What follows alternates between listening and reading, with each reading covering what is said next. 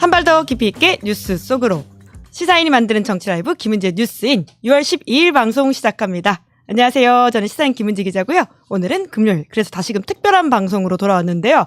6.3 지방선거 끝나고 여러모로 마음이 이상하다, 뭔가 이상하다 느끼시는 분들 많을 겁니다. 그런 분들한테 큰 위로를 드릴 수 있는 어른이라고 할까요? 정치인들을 모시고 이야기 나눠보려고 하는데요. 세 분 바로 소개해드리겠습니다. 안녕하세요. 안녕하세요. 네, 반갑습니다. 예, 반갑습니다.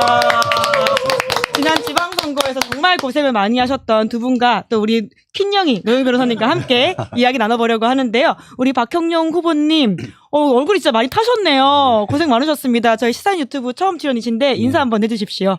아유, 멀리까지 이렇게 또 불러주셔서 감사합니다. 대구에서 이런 또 불러주신 그 기념으로 더 열심히 또 활동해서 다음에는 반드시 이진숙 후보를 꺾도록 하겠습니다. 오, 야, 28년 선거 얼마 안 남았습니다. 네, 또 도전하시겠다. 8번 나오시는 거예요? 7번. 7번? 아이고, 진짜. 다음까지 하면 8번. 아이고, 정말 대단하시네요. 7.8기 해야 됩니다. 8.9기 하셔야 되겠네요. 네. 8.9기에 또 새로운 역사를 만들고 계신다는 생각이 드는데, 우리 박형용 후보님이 정말 여기 출연을 위해서 급하게 와주셨고, 또 급하게 가셔야 되는, 여기 잠깐의 시간을 내주셔가지고 너무너무 감사드린다는 말씀 드리겠습니다. 그리고 우리 노영희 변호사님 반갑습니다. 네, 안녕하세요. 원래 양쪽으로 어떤 정치인들이 흰소리를 하실 때 크게 꾸짖어 주시는데요. 오늘은 위로와 감동과 이 격려의 말씀을 해주시지 않을까 기대해 보겠습니다. 그리고 우리 김종우 후보님 반갑습니다. 예, 안녕하세요.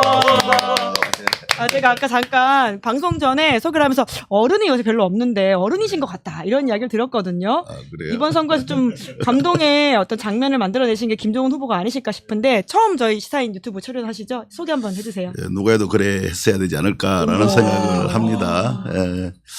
저는 울산에서도 동구에 있어요. 원래 노동자들을 위해서 좀 살아온 사람이었는데 91년도에 지방자치제가 부활이 되고 난 이후에 지역을 좀 건강하게 좀 바꿔봤으면 좋겠다. 풀뿌리 민주주의 운동으로 통해서 뭔가 세상을 좀 바꿔볼 수 있지 않을까라고 시작한 게 여기까지 오게 된 것 같습니다. 네. 늘 제가 우스갯소리로 하는 얘기가 있는데 정치는 짧고 인생은 길다. 그런 만큼 오늘 명언 나왔습니다. 인생을 잘 살아야 된다. 이렇게 얘기하는데 정치는 짧고 인생은 길다.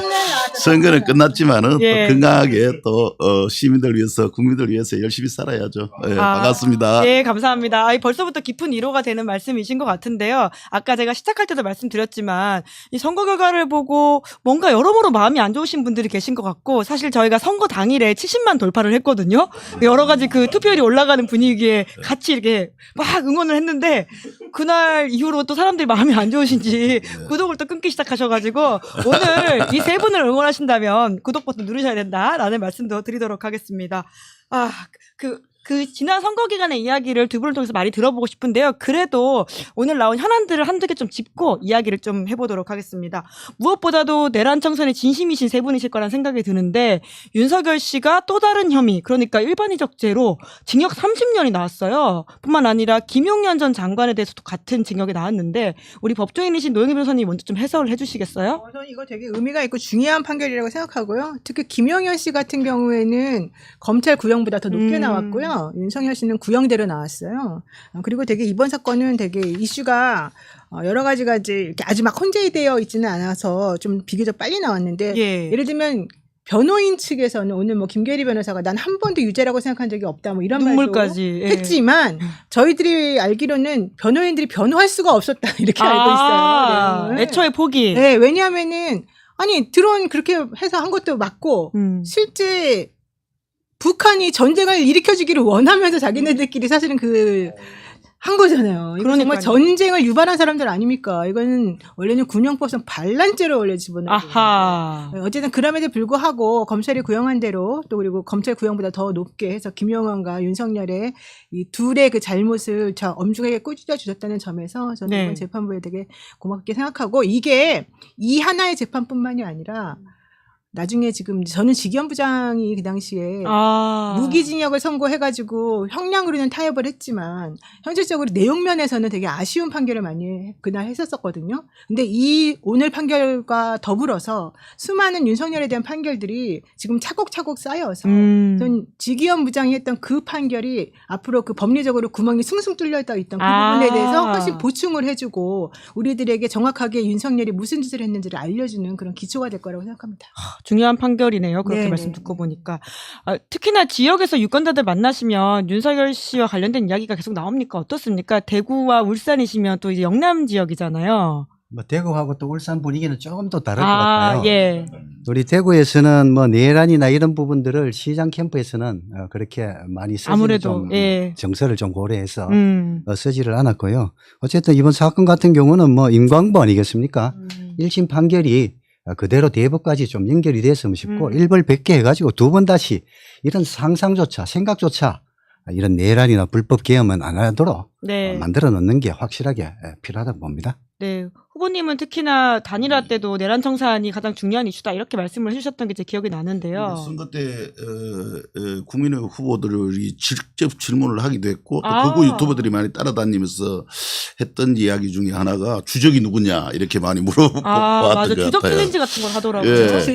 예, 정말 전문 친구들은. 이런 것을 보면은 정말 국가를 위태롭게 하는 게 누구인가 국민의 생명을 자기 정권 유지의 어떤 수단으로 삼거나 자기 권력 유지의 수단으로 어떤 이런 삼았던 사람들을 본다라면 우리 다시 한번 생각해 봐야 되지 않느냐라는 생각을 해보게 되는 거죠. 이걸 내란이라고 얘기하지 않으면 어떤 걸 내란이라고 얘기할 수 있겠는가라는 부분 이런 부분들에 대한 엄중한 어쨌든 간에 심판이 이루어져야 다음부터 이런 어떤 국민의 생명을 함부로 하는 일이 없어지지 않겠는가라는 생각을 합니다. 그러니까 지나가던 시민들이 선거운동할 때 갑자기 예. 와가지고 주적 누구라고 생각하세요? 이렇게 묻는다면서요. 특히 젊은 분들 위주로. 그러니까요. 그럴 때 예. 어떻게 대처하세요? 그렇죠. 나라를 위태롭게 하고 국민을 생명을 위험하게 하는 사람들이 주적이겠죠. 그것이 북한이든 미국이든 저 어느 나라도 다 똑같지 않겠습니까? 예. 네. 저는 그렇게 물었어요, 오히려. 어. 우리나라를 대한민국을 해코지하는 나라가 주적이다. 만약에 북한이 우리를 해코지하고 중국이 그렇게 하면은 그것도 주적이 될 수 있는 거고 일본이 만약에 독도를 자기네 땅이라고 하면서 군함을 보낸다. 이럴 때는 어떡할 거냐? 이렇게 물으면은 이 사람들 대답을 잘 못해요. 아, 그래요? 또 대처법 하나. 실제로 가장 힘든 대구에서 겪는 상황을 말씀해 주시는 것 같은데, 이게 여러모로 저도 현장 취재 기자한테 주적 챌린지라는 걸 후보들이 겪는다라는 이야기를 듣고 깜짝 놀랐었는데, 참 뭐 여러 고민이 필요한 시절인 것 같습니다. 그래서 더 중요한 이런 선거 같다라는 생각이 들고요. 근데 이게 선거 결과가 여러모로 제가 아까 참 마음이 그렇다라는 이야기를 드렸던 것의 어떤 반영인 것 같은데요. 오늘 이제 한국갤럽 여론조사가 지방선거 이후에 처음 나왔습니다. 근데 대통령 지지율이 이제 전에 비해서 3주 전보다 7%포인트 떨어졌다 이렇게 나오고 있는데요. 그러니까 선거 결과 그리고 선관위 지금 부실 선거 관련된 부분들이 반영된 것 같은데 좀 직접 만나보시면 어떠세요? 이게 체감이 됩니까? 이게 대통령 지지율과 관련되어 있는 유권자들의 태도라고 하는 게? 지금 뭐 기간이 얼마 되지 않아서 대구에서 뭐 이런 그거를 많이 느끼고 하지는 않습니다. 예. 대구 자체가 원래 이제 뭐 50% 이제 간 넘었 정도였는데 아마 최근에 대구도 조금 더 떨어졌을 것 같은데 그거는 또 지방선거에서 보수가 어느 정도 결집하는 그런 반사효과도 또 있을 테고 여러 가지 또 우리가 정책적인 면에서도 좀 더 노력을 해야 될 부분 그리고 선관위 부분도 사실은 독자적인 기관이지만 예. 국민들이 봤을 때는 어쨌든 간에 이것도 또 잘 못했죠. 우리 심각한 또 정부의 상황입니다. 책임으로 이게 보는 경향들이 있기 때문에 이런 부분은 앞으로도 또 명쾌하게 해결을 해나가야 될 것 같습니다. 네. 어떻게 보십니까? 마찬가지로 뭐 선관위나 이런 부분들 국가 신뢰도라는 어떤 측면에서 가장 책임자인 대통령에 대한 어떤 지지율 하락이 있을 수 있지 않겠는가라고 보여지고요. 또 민주당이 선거에서도 어려움을 좀 겪기도 했지만은 또 결론적으로 지금 어떤 당권을 둘러싸고 여러 가지 보이는 형태나 이런 것이 또 여당이다 보니까 대통령이 직접 최근에 뭐 국정 운영을 하거나 또 국정 수행을 하면서 특별히 마이너스 될 만한 게 거의 많지는 않았다고 저는 생각을 하거든요. 이런 전반적인 어떤 영향들이 좀 그런 좀 전반 어려움을 겪고 있지 않는가라고 좀 보여집니다. 민주당의 어떤 그 이후의 모습들에 대한 좀 지적이신 것 같은데 이따 더 깊이 이야기해봐야 되긴 합니다만은 우리 노영희 변호사님 저는 우선 한 가지 지적할게요. 선관위 너무 한심하고 너무 잘못했잖아요. 근데 한번 또 이런 측면에서 생각해 봐야 될 게 있어요. 뭐냐면 선관위가 왜 이렇게 했냐 물어봤더니 하도 지난번에 부정선거 논란을 가지고 난리를 치고 투표용지가 너무 많이 남으면 그걸 가지고 난리치기 때문에 우리는 거기에 조금 더 신경을 많이 썼다. 그 얘기를 했잖아요.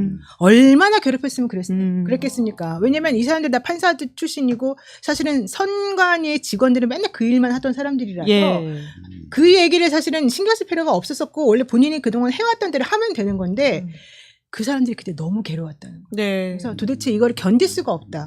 그래가지고 부정선거 논란만이라도 좀 없애자라고 하면서 투표용지를 줄이는 것으로 해놓고 실제 그러면서 4만 표 정도는 또 예비로 남겨놨었다는 거예요. 이게 이제 손발이 안 맞고 자기네들끼리 조금 너무 이렇게 안일하게 대처해서 이 문제가 터졌긴 해서 물론 여기에 대해서 뭐 변명할 것도 사실은 없지만 그럼에도 불구하고 우리가 한편 생각해 봐야 될 것은 이 부정선거 논란 때문에 걱정해가지고 만들어놓은 이 결과가 결국은 부정선거 논란을 좀 더 불붙이는 결과가 됐다. 이게 너무 안타까운 일이고요.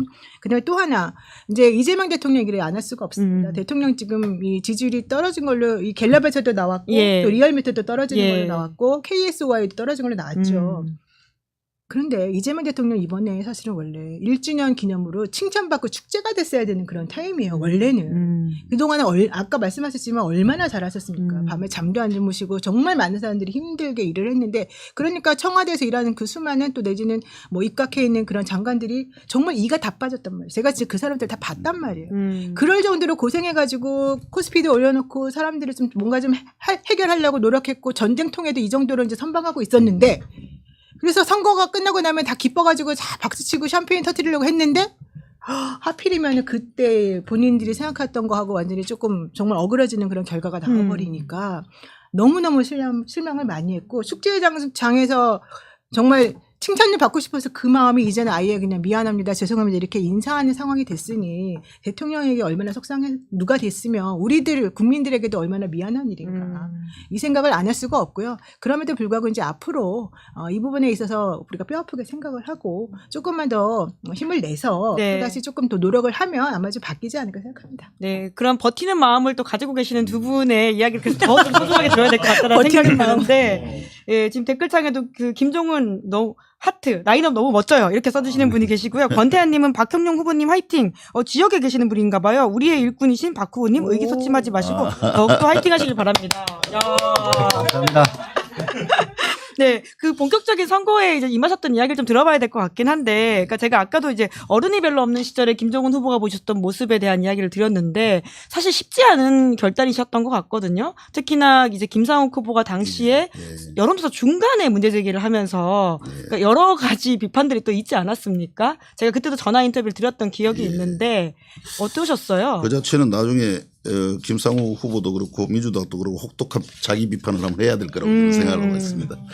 그런데 그게 그런 어떤 개인적인 어떤 문제를 넘어서 있었기 때문이라고 저는 생각하고 있습니다. 처음 저는 후보를 제가 구청장을 다시 나가지 않고 시장을 나갔던 거는 그 속에서 울산의 어떤 대전안이라는 속에서 노동자의 어떤 살림을 어떻게 할 거냐의 문제가 있었고 내란 청산이라는 게 주요하게 걸려 있었습니다. 울산은 잘 아시다시피 김두겸 시장부터 시작해가지고 김기현 전 대표 의원을 비롯해 박성민 의원 단 한 사람도 뭐 미안하다. 잘못됐다 사과 한번 하지 않았어요. 윤석열 내란에 대해서 내란에 사과 대해서. 한번 한 적이 없습니까? 그렇거든요. 유일한 곳이기도 할 거예요.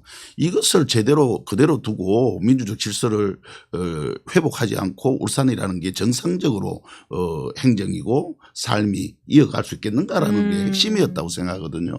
그것을 넘어서는 게 뭐가 있겠는가라는 것이죠. 내가 이기고 지는 게 중요한 게 아니라 이것이 바로 설 때 시민의 삶이 바로 설 수 있고 또 울산이라는 또 정치와 행정이 바로 나아갈 수 있다 이렇게 생각을 했기 때문에 그런 결단을 하게 되었던 것 같습니다. 실제로 노영희 변호사님 이 소식 방송 중에 듣고 우셨다라고 하는 또 쇼츠가 굉장히 핫되더라고요. 알고 계셨어요? 노영희 변호사님 우신 거? 아이고. 그때 왜 울컥하셨어요? 사실 저는 그때 너무 고마웠어요. 왜냐하면 지금도 약간 왜냐하면 김상욱 후보를 제가 직접 만났는데 단일화가 안 되는 것 때문에 너무 힘들어 했었어요. 근데 제가 두 가지 포인트에서 고마웠는데 우선 첫 번째로는 김상욱 후보한테 제가 물어봤었어요. 왜 단일화를 안 하냐. 그랬더니 단일화를 하려면 구청장부터 해가지고 여러 가지가 이제 정리가 돼야 되는데. 기초 단위가 다 같이. 예. 그거를 제가 할 수 있는 게 아닙니다.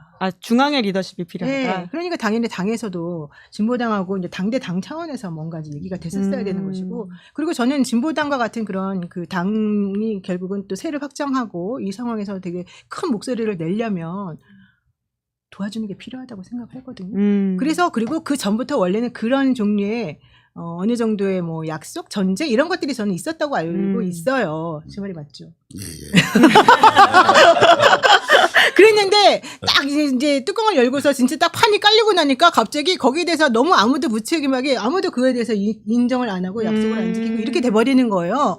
게다가 지금 평택까지 이제 그렇게 막 여러 가지 변수가 생겨버리다 보니까 울산은 진짜 완전히 중간에 벙 떠버린 상황이 이제 된 거죠, 말하자면. 근데 원래 진보당 그렇고 다른 분들도 그렇고 우리가 어쨌든 여기서 울산이라고 하는 상징적인 그런 곳에서 뭔가 이번에 우리 쪽 사람이 돼야지 된다라고 하는 그 얘기는 전부 다 같은 마음을 가지고 있었던 거예요. 그러다 보니까 너무 안타까워하고 그러면서도 너무 민주당이 지금 당이 세가 크고 그리고 자기네들이 그냥 우리 같은 사람을 무시해도 될 거라고 생각하니까 결국 이런 식으로 하는구나라고 하는 생각을 안 할 수가 없는 상황이었던 거예요. 그쵸?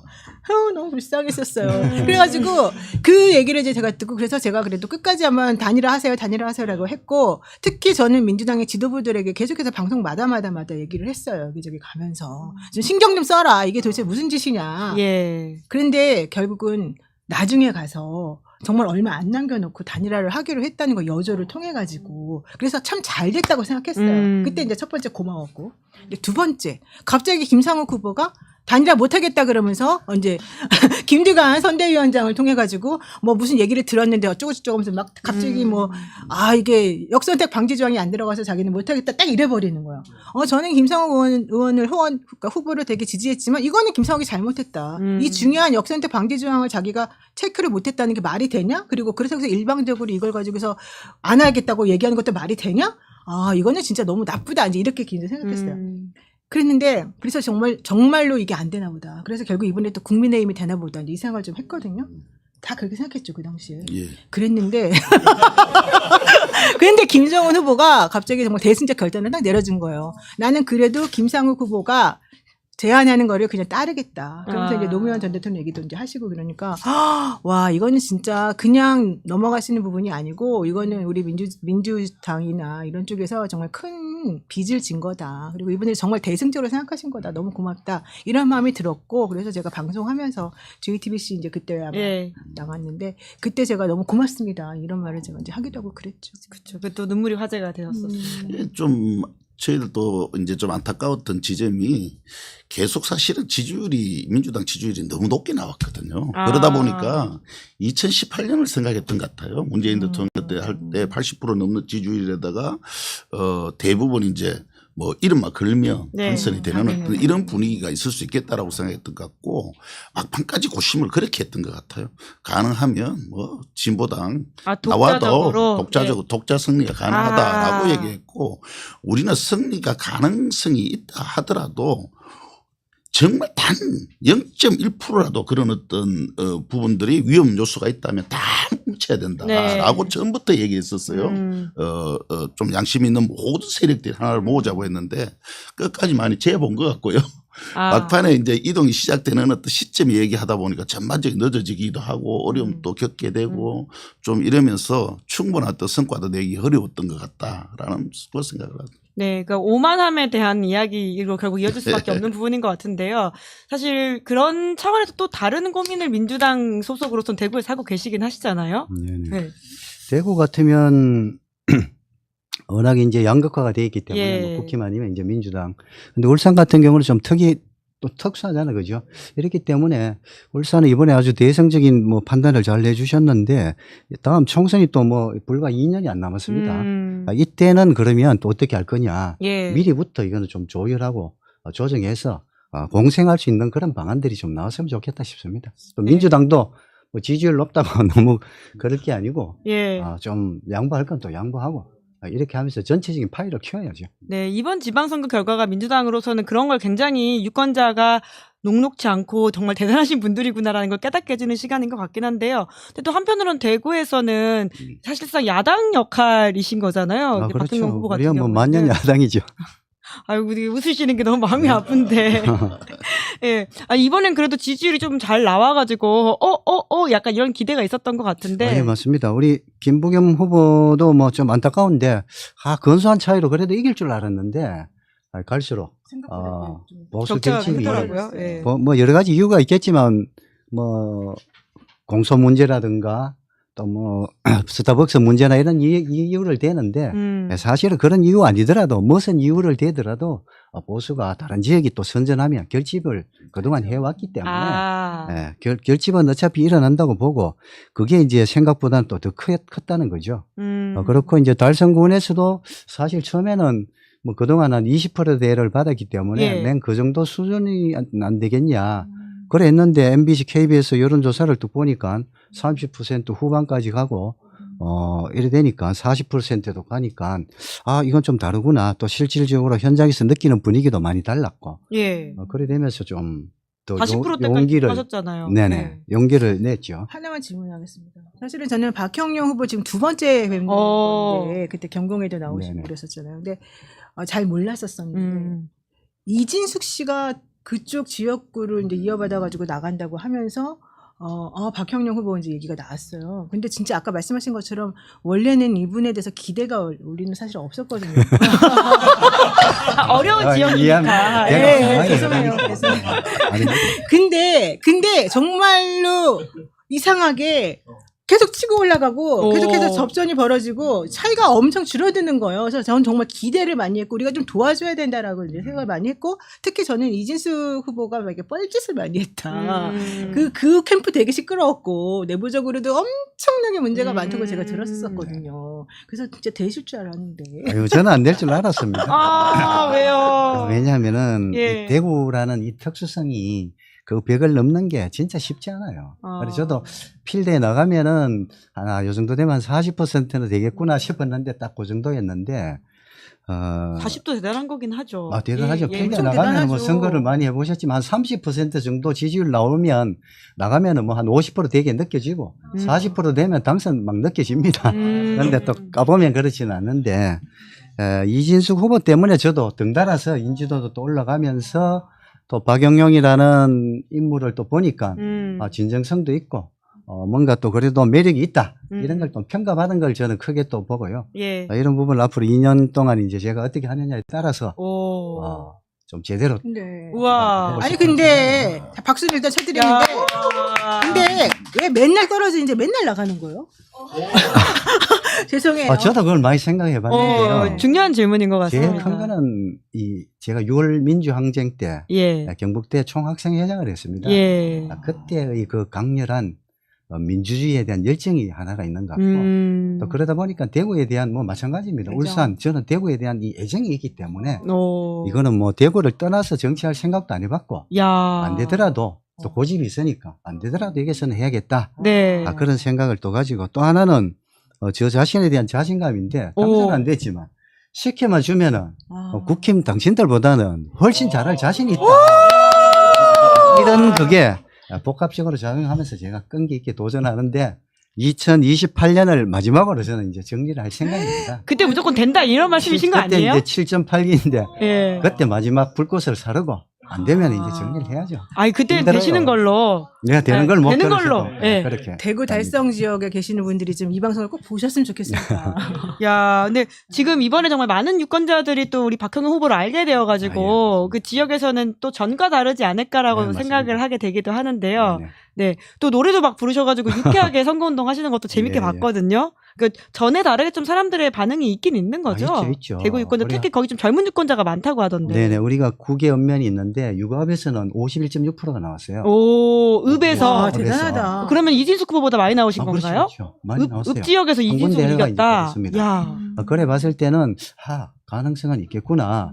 어쨌든 뭐 두 가지 전략인데 젊은 층을 중심으로 해가 결집도를 높이고 어르신들한테는 대구에서는 이제 좀 더 정서에 호소를 해야 될 것 같아요. 정서에.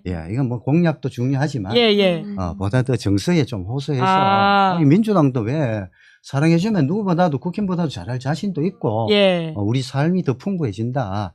이렇게 좀 정세에도 호소하는 그런 예. 전략도 좀 펼쳐나갈 계획입니다. 네. 근데 사실 험지에서 정치하셨던 거는 또 김종훈 후보도 마찬가지이신데 그래서 실제로 당선의 경험도 있으시잖아요. 그렇죠. 그런 차원에서 좀 조언을 해주신다면 구청장도 하시고 의원도 하셨었는데 예, 대구에 비하면 우리는 뭐 그래도 진보당은 밭이 또 너무 좋은 밭입니다. 예. 그래서 뭐 험지라고까지 하기는 어려울 것 같고 사실 그런 것 같아요. 저희들 진보 정치하면은 저희들 같은 경우는 기본 사회 운동을 통해서 또 저도 뭐 학생 운동 그다음에 노동 운동 또 지역 운동 이런 걸 통해서 한 3, 40년 동안 지역민들과 밀착해서 함께 왔거든요. 3, 40년. 예.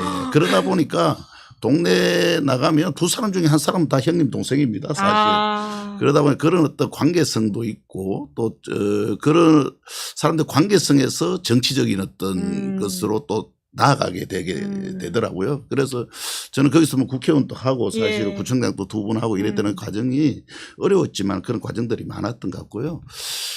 울산으로 보면은 이제 민주당이 2018년도에 그 전까지는 민주당이 존재감이 전혀 없었어요. 18년 이후에 이제 확장력이 좀 생기면서 많이 만들어졌는데, 바람을 너무 기대하시면 안 된다. 이 충고를 드리고 싶어요. 때 되면은 한 번은 빨간 바람이 불고 한 번은 파란 바람이 불고 파란 바람 불기만을 기다리고 있어서는 안 된다. 이번에도 사실은 뭐 국정이 이 정도 능력되고 국정 지지율이 거의 한 70%가량 올라가는 데서 선거 치러가지고 이 정도 참패를 하는 거는 반성을 해야죠. 반성을 엄청나게 해야 되는 거죠. 왜 그러냐. 평상시에 뭘 합니까? 우리 집보당 나가서 서줍도 하고 동네 사람들하고 얼마나 뭐 같이 일을 많이 합니까? 그 버스 문제가 생기면 전부 서명 받고 조사로 다니고 이런 거 안 해요. 민주당은 예, 잘 안 해요. 그리고 또 때 되면은 또 보지도 못한 사람이 나타나서 또 선거에 나와요. 열심히 하던 민주당 사람은 또 다 공천도 못 받더라고요 보니까. 이런 차이가 좀 있습니다. 저도 사회운동을 민주당이시니까 살짝 사회운동을 저도 사회운동을 해왔기 때문에 옛날에 한때 같이 한 적도 있을 거예요. 뭔가 하면은 민주당은 당원이나 이 세는 많은데 진보당만큼의 또 이 활동가 역량은 좀 적습니다. 오랫동안 활동을 해오면서 지역에 축적된 어떤 그런 활동가들이 또 중요하거든요, 역할이. 그런 면에서 이제 상대적으로 또 우월합니다. 저는 울산 한마디만 드리면 제가 변호사 하던 초창기에 울산에 분사무소를 내가지고. 오, 진짜요? 제가 일주일에 한 2, 3일을 거기서 사건을 이렇게 했던 적이 있어요. 노동사건 하셨던 거예요? 아니, 그때는 주로 이혼 사건이 많았어요. 왜냐면 울산이 그때 되게 소득순위 높아가지고 이제 상교대를 보통 이제 남편분들이 가서 하시면 뭐 다 아실 건데 그러면 이제 여성분들하고 이렇게 부인들하고 조금 사이가 안 좋아져서 막 싸우시고 이혼하신 분들이 되게 많더라고요. 그럴 수 있죠. 예, 근데 거기 가면 하루에 막 몇 개씩 계속 스윙을 하는 거예요. 진짜로. 그 정도였는데 제가 그때 울산을 처음 내려가가지고 그분들하고 같이 스킨십을 하는데 와, 이분들 되게 순박하시다? 되게 착하시다? 아까 밭이 좋으시다고 하신 게 전 너무 충분히 이해가 가고 울산 시민들이 진짜 달라요. 제가 너무 좋았던 이미지가 있거든요. 그래서 거기서 진짜 잘 되시고 앞으로도 정말 승승장구해서 앞으로 뭐 바람에 기대지 않고 일관적으로 순풍이 불어서 좀 잘 됐으면 좋겠다. 이 말씀을 드리고요. 그러게요. 울산 시민 화이팅입니다. 정말 지금의 정치권에 좀 중요한 정말 말씀하신 건데 바람에 기대지 마라. 그게 사실 시민들이 말하는 걸 것 같긴 해요. 어떨 땐 파란 바람, 어떨 땐 빨간 바람 부를 수 있겠지만, 그러니까 일관되게 정치하는 사람들한테 결국 마음을 주는 게 유권자이지 않을까. 맞습니다. 그래서 28년 또 어떤 도전을 응원하게 되는 마음이 생긴다. 대구에서는 바람도 중요합니다. 표밭 이야기를 하니까, 근데 이번에 원래 출구조사 같은 경우에는 김부겸 후보를 지금 젊은 층이 좀 덜 찍었나? 이렇게 생각했었는데, 어제 나왔던 한국리서치가 방송 3차 출구조사 사과를 하면서 바로잡은 걸 보면 20대부터 50대까지가 모두 김부겸 후보를 더 찍었더라고요. 그럼 표밭이 좀 바뀌었나? 이런 궁금증이 드는데 어떻게 보세요? 그게 정상이죠. 왜냐하면 우리 대구가 뭐 아시다시피 33년째 GRDP 꼴찌에 실업률 높지요. 성장률 낮지요. 마이너스죠. 이런 상황에서 경제 생활을 하는 2, 3, 4, 50대 정도에서는 김부겸에 대한 그 선호도가 높지 않으면 그게 저는 이상하다고 생각을 했거든요. 아하. 그런 면에서 이번에 새로 그 확인된 바로 이제 20대도 40대, 50대만큼은 아니지만 더 높다는 거는 당연하다고 생각을 하고 예. 이걸 이제 근거로 잘 깔무리해서 더 앞으로 한 걸음을 이제 나가야 되는 게 우리의 과제일 것 같아요. 네. 그런 면에서 김부겸 후보님도 좀 대구를 안 들었으면 좋겠고 다음 총선 때까지는 적어도 28년. 예. 또 그런 이야기가 제가 그 대변인한테 어제 전화해가 물어보니까 예. 또 그런 의향도 있다고 하시더라고요. 와. 그럴 것 같으면 저는 28년까지 적어도 예. 우리 후배들하고 예. 같이 좀 운명 공동체 성격으로 같이 좀 돌파를 해가야 야.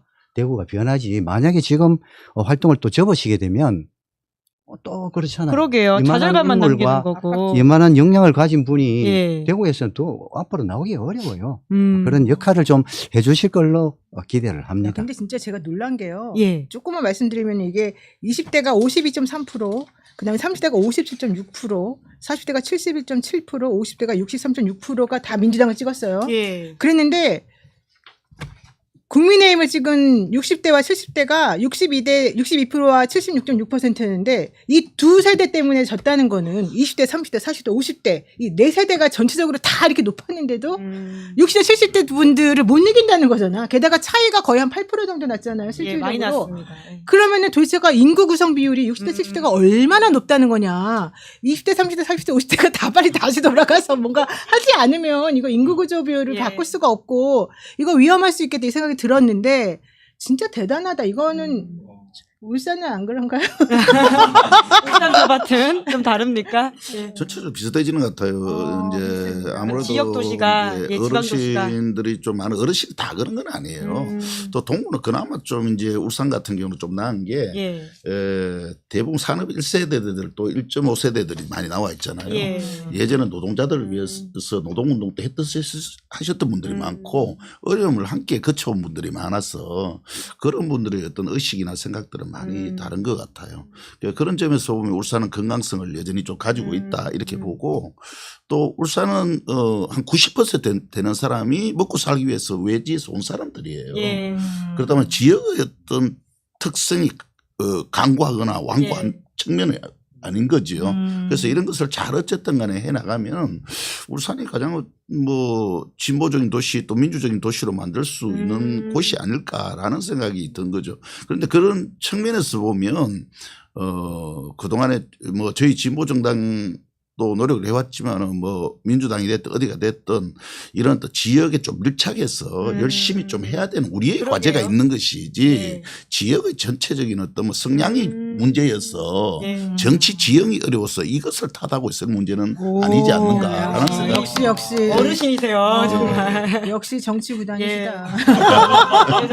근데 참 이게 버티는 마음이 쉽진 않은 것 같은데 왜냐면 다 각자가 사람이긴 하니까 이제 그럼에도 불구하고 그 이번 선거 결과를 또 너무 그렇게 볼 게 아니라 28년에 도전할 수 있는 하나의 에너지를 또 만들었다 이렇게 박형영 후보님 말씀 들으니까 생각이 나네요. 그 김부겸 후보 같은 경우에도 그렇고 사실 뭐 경남의 김경수 후보 같은 경우에도 뭐 이번에 떨어지긴 했지만 28년 총선을 기대해 볼 수도 있을 것 같다라는 생각이 들고 우리 김종훈 후보님도 마찬가지이신 거 아닙니까? 아까 댓글창에 울산 부시장 하시는 거냐는 질문도 있던데. 뭐 대선도 가까워졌어. 대선까지 고민을 해볼까 생각 중인데. 아, 자꾸 대선 도전. 부시장 하라고 그러면 안 되잖아요. 예. 이거 우스갯소리입니다. 뉴스의 단독입니다, 여러분. 아, 예, 예. 갑자기 사람들 긴장을. 시간이 좀 남아 있으니까 그 사이에 또 새로운 걸 하시지 않을까라는 예, 기대인 예. 건데 훨씬 더 큰 꿈을 꾸고 계시는 분입니다, 여러분. 지금 부시장에 가둬놓으시면 안 됩니다. 예, 여러 가지 진짜 의미 있는 정치적인 행보들을 보여주셔서 그랬던 것 같은데, 그 말씀 들으니까 노무현 대통령이 했던 말 있지 않습니까? 농부는 밭을 탓하지 않는다. 그런 자세를 두 분 다 탑재하고 계신 게 아닌가라는 생각이 드는데, 특히나 노무현 대통령 인용하셔가지고 그 단일화 국면에서도 글을 좀 써주신 게 예. 많이 화제가 됐고, 어제 저희 방송에 나왔던 뉴스타파 한상진 기자는 그 글을 100번 읽었대요. 그러면서 앞으로 오바 모든 아닌가? 정치인이 10번씩 읽어야 되는 글이라고 그걸 뭐 하더라고요. 100번이나 읽을 필요가 있나? 어떤 글인지 한번 좀 소개를 해드려야 될 것 같은데 좀 띄워주시면 감사드리도록 하겠습니다. 지금 요 문장에서 제일 강조하셨던 게 뭐예요? 그 글에서 많은 분들이 좀 보셨다라고 하던데요. 우리 김종훈 후보. 예, 단일화 과정에서 이제 뭐 아프지 않을 수는 없을 거잖아요. 그런데 그럴 순간에 누구를 생각해야 될 건가라는 생각을 이제 정리를 한 거죠. 시민을 바라보고 국민을 바라봐야 된다. 노무현 대통령께서도 그때 단일화 과정에서 그때는 뭐 쉽지 않는 결정을 했을 텐데 그때 무엇을 생각했을까라 이기고 지는 문제를 생각한 게 아니라 국민을 생각했을 거다라는 것이죠. 그런 마음들을 어쨌든 꼭 싶어 밤새 고민을 하는 과정들을 글로서 이제 적어본 겁니다. 예. 네네. 그러니까 결국은 이번 선거에서 이제 연합하고 연대하면 이기고 분열하면 진다는 걸 많은 분들이 좀 다시금 깨달은 상황인 것 같은데 특히나 이제 평택이라든지 이런 데의 결과에 대해서도 울산과 비교돼서 많이 이야기가 나오는 것 같아요. 좀 보시기엔 어떻습니까? 어떤 리더십이 부족했길래 거기는 분열을 했고 여기는 연대할 수 있었다라고 보세요? 전체적인 어떤 시대 정신과 또 이런 부분에 부합하지 못한 선거였지 않는가라는 생각을 해본 거죠. 이번에 평택이 예. 평택뿐만 아니라 전체 선거를 두고 보더라도 이번에 시대 정신은 내란 청산을 위해서 모든 사람들이 단결해서 승리하라는 그 요구였거든요. 그러면 민주 진보 진영이 모두 하나 될 수 있는 부분으로 갔어야 된다. 예. 그러려면 민주당의 어떤 품이 좀 컸어야 되지 않느냐. 평택 이런 데 같은 경우도 사전에 충분히 김재현 대표가 저희들 가 있었으면 좀 조정을 좀 해줘야 되는 거고 예. 조국 대표의 문제다 저는 이렇게 보지는 않거든요. 민주당의 사전에 조정 좀 해서 조국 대표는 여기 가서 하시죠. 이렇게 해야 광장의 정신도 살아나는 거고 이렇게 힘을 합쳐야 그 동력으로 내란을 청산하기도 하고 또 대통령이 지금의 어떤 국정 운영의 뒷받침이 힘을 실어줄 수 있는 어떤 이런 그 중요한 선거였는데 이것을 제대로 하지 못한 것 아니냐는 안타까움이 많았어요. 모든 선거는 지방에서 열심히 하고 이렇게 계셨지만은 어디에 다 평택 얘기만 하고 있었어요. 평택에 저 사람들 저렇게 싸우는데 민주 진보가 싸우는 모습만 자꾸 영상에 떠오르니까 사람들이 저 사람들도 정말 나라 위하는가 정말 내란 청산하고자 하는 의지가 있는가 이렇게 쳐다보게 된 거예요. 그러면서 저는 보수들이 뭉칠 수 있는 어떤 그런 하나의 기회도 제공을 했고 또 사람들이 또 빠져나갈 수 있는 그런 어떤 기회까지 준 것 아니냐. 이런 게 대단히 너무 안타까웠던 거. 하나만 질문하겠습니다. 좀 전에 그 김정은 후보가 썼던 글을 한번 다시 보여주세요. 저는 저 글 중에서 뭐 다 좋지만 제가 안타깝게 생각했던 부분이 있어요.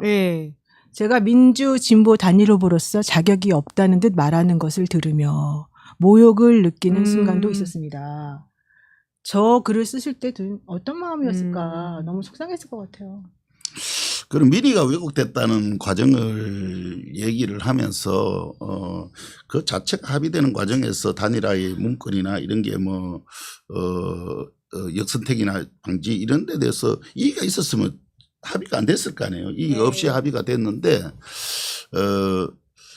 그 민의의 왜곡이라는 게 제가 마치 이 국민의힘이나 이런 데에 어떤 지지를 받아서 되는 것처럼 이렇게 얘기를 한 거죠. 역선택에 대한 이야기들을 그렇게 그렇게 계속 이제 얘기를 하고 있으니 오히려 저는 제가 그럴 일이 있겠냐.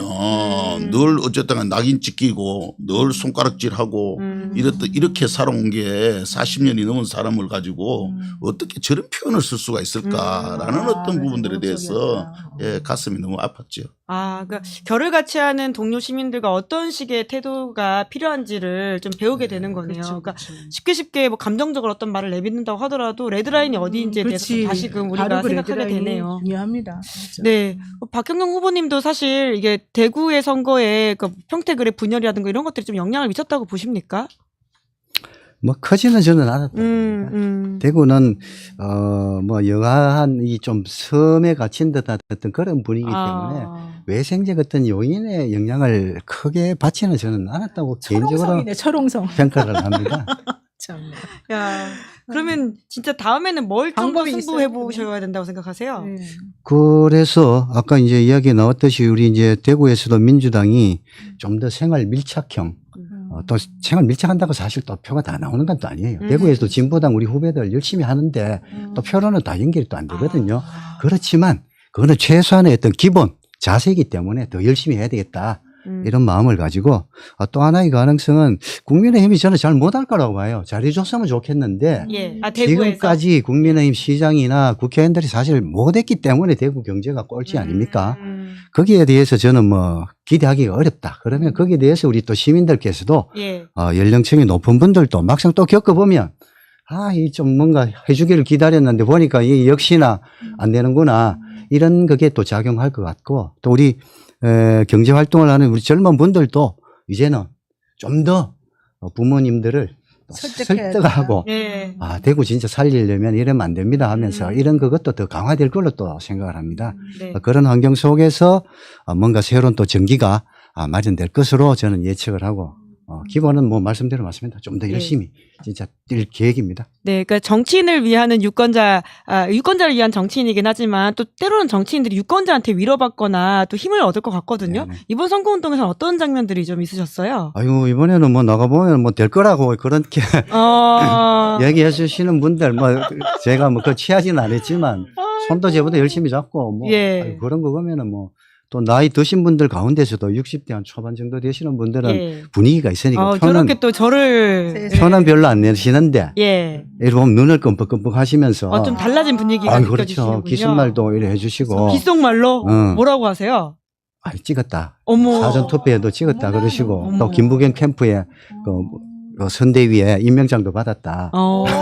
근데 아직은 이런 분들이 살짝 몰래 말씀하셔야 되는군요. 그렇지. 아직까지는 그 주류 분위기는 또 국힘 그게 강하니까 그런 그거 속에서는 뭐 아주 뭐 패배했지만 저는 또 기쁨으로 남아 있고 이게 과정이기 때문에 아직까지 패배라고 제가 표현하고 싶지는 사실 않아요. 그럼요. 예. 그리고 또 유권자들이 티나는 응원을 해주셔야지 또 험지에서 버티는 후보들은 더 버틸 수 있다. 맞습니다. 이렇게 서로의 상승작용이 필요하다라는 생각이 또 후보님 말씀 들으니까 떠오르는데 좀 기억나는 유권자들의 응원과 선거운동 있으셨습니까? 이번에 처음으로 원색적인 얘기를 좀 덜 들었던 것 같아요. 늘 하면은 빨갱이라는 표현도 쓰고 그러잖아요. 그래서 우리 동구에서는 그런 일이 없는데 제가 오래된 이제 관계에 있어서 좀 벗어나면은 좀 그런데 어느 노인복지관을 가는데 사람들이 그래 그들은 꼭 가면 조심해야 된다고 어르신 한두 명이 막 밀어내기도 하고 욕을 하고 진보당 보면 막 그런다고 얘기해서 제가 한번 들어가 봅시다라고 들어가서 어르신들 눈을 보면서 어르신 저는 어르신들 좀 더 통합돌봄 통해서 요양원 안 보내려고 여기 왔습니다. 저 그런 일 좀 하고 싶습니다. 제가 가족들한테만 잘 얽매이지 말고 행정이 좀 돌봄을 해보겠습니다라고 박수를 막 치는 거예요. 그래서 빨갱이라는 얘기 안 듣고 나왔죠. 나왔죠. 그래서 또 어느 동네에 갔더니 뒤에서 어이 진보당 이렇게 얘기하는 거예요. 또 뭐 이래 또 뭐라 하려는 보다 이래 제가 이러고 약간 뺐다가 이제도 쳐다봤죠. 그랬더니 해가지고 그래 요즘 진보당 열심히 하더라. 요번에는 빨간 당만 아니면 돼. 이렇게 말씀하시는 거예요. 이게 이제 많이 달라진 지점이다. 이게 이제 계엄의회 전반적인 어떤 시대의 정신이 좀 달라진 문제도 있는 것 같고 대통령의 국정 수행 능력이라든가 이런 게 사람들이 대단히 효능감 있게 다가왔던 게 영향이 있었던 것 같아요. 그것이 절대적인데 왜 이기지를 못했는지 모르겠어요. 절대적인데. 후보님 다들 비슷한 마음이신 것 같습니다. 제가 다녀도 저는 민주당도 아니고 진보당이었는데도 그런 정도의 막 이렇게 했는데. 지금 뭐 하는 거냐. 대통령 지지도 하고. 진짜 사이다시네요. 시장 지지도 하고. 다 또 달라요. 다르잖아요. 대구도 예를 들어 김부겸 우리 후보 45%인데 구청장 후보들은 또 40%를 못 넘거든요.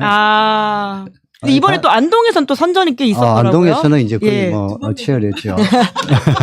그런 의미는 아니에요. 그래 이제 40% 넘는 경우가 대구 경북에서 이제 드문 경우. 그렇기 때문에 대통령 지지도가 높다고 우리는 이제 거기에 동조화될 거라고 이제 상당히 기대를 했는데 막상 보면은 사람들이 이재명 대통령의 어떤 그런 능력이라든가 인물이라든가 이런 걸 동일하게 또 다 적용은 안 하더라고요. 물론 상당히 영향을 또 받았기 때문에 대구도 정당 지지도가 2022, 요 앞전에보다는 많이 올랐죠. 그때가 한 20%가 안 됐는데. 많이 올랐네요. 지금은 그러면. 33% 광역도 1회 찍은 그게 많이 올랐죠. 네. 저도 뭐 마찬가지로 그런 영향이 있었던 거잖아요. 예, 그러시게요. 네, 그래서 또 다음에 도전할 에너지를 가지고 네, 계신다라는 말씀이신 것 같은데, 박형룡 후보님은 또 대구를 바로 내려가셔야 되는 상황이어가지고 먼저 내보내드려야 될 것 같은데, 그래도 말씀을 좀 더 한두 개만 더 그렇게. 여쭤보면, 그러니까 이 선거에 대한 평가 이후에 아까 저희도 말씀드렸지만 좀 요새 사람들이 뉴스를 덜 보기 시작하고 답답해한다 이런 면들이 있는 것 같은데, 앞으로 한 2달 동안 또 좀 계속 이런 분위기가 이어질 것 같다는 걱정 때문에 더 좀 답답한 마음이 있거든요. 지금의 당내 상황은 좀 어떻게 보세요? 대구에 계신 분으로서는. 이 너무 과열되는 거에 대해서는 저는 상당 우려감을 갖습니다. 지금 당대표로 나오는 분들은 저는 대선에는 안 나왔으면 싶어요. 애초에 지금은 좀 총선까지 좀 관리 역할을 하실 분이 하시고, 대선 나오실 분들이 지금 나와가지고 예를 들어서 누군가 됐다 이래 되면 당내 상황이 또 더 힘들어질 거예요. 지금도 더 과열되는 분위기도 있는 것 같은데, 물론 지방에서 제가 봤을 때는 왜 굳이 지금 아직 4년이나 임기가 남았는데 대통령이 현직이 대선 주자급들이 막 각축을 벌이는가 이런 부분에서는 좀 우려도 되고요. 또 한편에서는 뭐 저는 이 개표가 없습니다. 지금까지 그렇게 뭐 또 원내다 보니까 그런 것도 있지만 이런 거에서 우리가 정파는 각자 뭐 이래 있더라도 너무 공격의 수위가 그러게요. 이건 우리가 아니고 뭐 남을 취급하듯이 그렇게 공격하고 하는 것도 좀 바람직하지 않다. 이런 부분들은 어떻게 보면 이제 지방에 가면 사실 또 파급이 크거든요. 맨날 싸운다. 싸우지 말라고 하는 게 주민들이 많이 바라는 소리인데, 막상 당내에서도 또 그런 부분에서 계속 이래 완전히 극한적인 좀 대립으로 가게 되면 지역에서도 그거는 또 마이너스가 되죠. 그런 면에서 상당히 우려스러운데, 지금이라도 하여튼 우리 주자들이 당대표를 어느 정도 선에서는 좀 협약을 좀 맺었으면 좋겠어요. 내가 다른 사심이 있는 게 아니다. 대선에 마음이 있는 게 아니고 당의 관리만 하겠다. 이런 사람이 나가면 좋겠다. 저는 뭐 그렇습니다. 거의 불가능한 얘기를 저는 아직 임기가 4년 남았는데 좀 그렇게 좀 하실 분이 좀 됐으면 좋겠다 싶은데 뭐 그거는 제 기대고 바람인데 하여튼 너무 이렇게 좀 싸우더라도 논쟁을 하되 수위를 좀 넘지 않자. 그러게요. 말자. 이런 좀 협약을 좀 맺고 해야지 우리 민주당원들도 또 자긍심이 안 생기겠나 싶습니다. 네, 귀한 발걸음 해주셨는데요. 아까 댓글창에 오늘 이 게스트들이 너무 다 품위가 있어서 좋다라는 말씀 많이 하셨는데 마무리 말씀 먼저 하시고 일어나시면 될 것 같습니다. 네네. 뭐 대구가 하여튼 힘든 지역이지만 뭐 우리 대구에서 민주당 하시는 분 또 진보당 하는 분들도 계신데 다 신념과 용기 그리고 또 지역에 대한 애정을 가지고 열심히들 하고 있습니다. 그 애정이 그만큼의 인정을 받을지는 미지수입니다만 또 누군가를 사랑한다는 거는 대가가 없더라도 또 사랑하는 자의 마음이기 때문에 우리 대구에서도 최선을 다해서 계속 대구 발전과 우리 시민들의 더 나은 삶을 위해서 노력을 하겠습니다. 그런 면에 있어서 우리 시민들께서도 좀 더 마음을 열어주시고 품어주시면 그것이 우리 여러분들의 삶의 행복으로 이어질 것이라는 것을 자신 있게 말씀을 드립니다. 네, 후보님 이진숙 당선자 의원한테는 할 말 없으세요? 이진숙 후보님을 제가 겪어봤는데 저는 보고서에 여전사고 하니까 엄청나게 포스가 느껴지고 막 그런 줄 알았는데 토론회 해보고 몇 번 이렇게 돼보니까 그건 아니더라. 솔직히 좀 이 정도면은 뭐 만만하네. 이런 생각이 들었어요. 그래서 더 자신감을 가지고 2028년 기대해 주십시오. 야. 박형룡 후보님 앞으로 자주 보게 될 것 같다는 생각이 드는데요. 아쉽지만 여기서 먼저 보내드리도록 하고 저희는 좀 말을 이어가도록 하겠습니다. 고맙습니다. 노영희 변호사님 옆에서 박형룡 후보님 오늘 2번째 모셨다고 하셨는데 어떠세요? 그때보다 좀 더 다르십니까? 지금은 되게 자신감이 뿜뿜하시고 왜 떨어졌는데 저렇게 자신감이 많은지 원래 사람이 자리를 비우면 바로 이렇게 이야기가 나옵니다. 근데 어쨌든 대단하신 것 같아요. 약간 위로받은 느낌이 확실히 있네요. 진짜 그리고 사실 계속 지는데도 나간다는 것도 약간 무리한 질문을 했는데 사실 그게 쉽지 않잖아요. 근데 되게 중요한 또 질문을 해주셔서 좋은 답변을 해주셨던 것 같아요. 어쨌든 참 이런 선거에 나가시는 분들은 정말 대단하신 분들이다. 우리가 함부로 막 평가하거나 함부로 얘기하거나 또 내지는 내 마음에 좀 안 된다고 막 욕하거나 그건 좀 안 해야 되겠다 이 생각이 좀 들었습니다. 네.